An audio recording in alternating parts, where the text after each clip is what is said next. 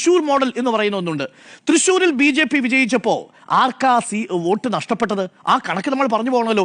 ഇതാണ് യഥാർത്ഥത്തിൽ വരാൻ പോകുന്ന നിയമസഭാ തെരഞ്ഞെടുപ്പിലും 50,000 60,000 വോട്ടുകൾ BJP പിടിക്കുകയാണെങ്കിൽ അത് ആരുടെ പോക്കറ്റിൽ നിന്ന് പോകുമെന്നതിന്റെ എക്സാമ്പിളാണ്, ക്ലാസിക് എക്സാമ്പിളാണ് തൃശ്ശൂർ. തൃശ്ശൂരിൽ എത്ര ഭൂരിപക്ഷം? 74,000 ആയിരുന്നല്ലോ ഭൂരിപക്ഷം, അല്ലേ?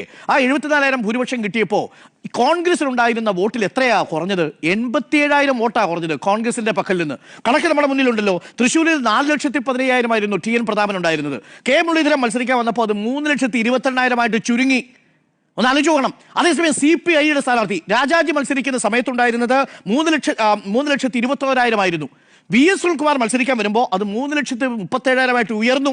അതായത് ഇടതുപക്ഷത്തിന്റെ വോട്ട് തൃശ്ശൂർ മണ്ഡലത്തിൽ 16,000 വോട്ട് കൂടി, കോൺഗ്രസിന്റെ വോട്ട് 87,000 കുറഞ്ഞു. ഭൂരിപക്ഷം ആരുടെ കൂടി? BJPയുടെ കൂടി. എന്ന് പറഞ്ഞാൽ BJP പിടിക്കുന്ന വോട്ടിലെ സിംഹഭാഗവും പോകുന്നത് കോൺഗ്രസിന്റെ പോക്കറ്റിൽ നിന്നാ.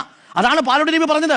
അപ്പോൾ 60 മണ്ഡലങ്ങളിൽ BJP 50,000 മുതൽ 60,000 വരെ വോട്ട് പിടിക്കുകയാണെങ്കിൽ വിജയിക്കുമെന്ന് അദ്ദേഹം പറഞ്ഞിട്ടില്ല കേട്ടോ.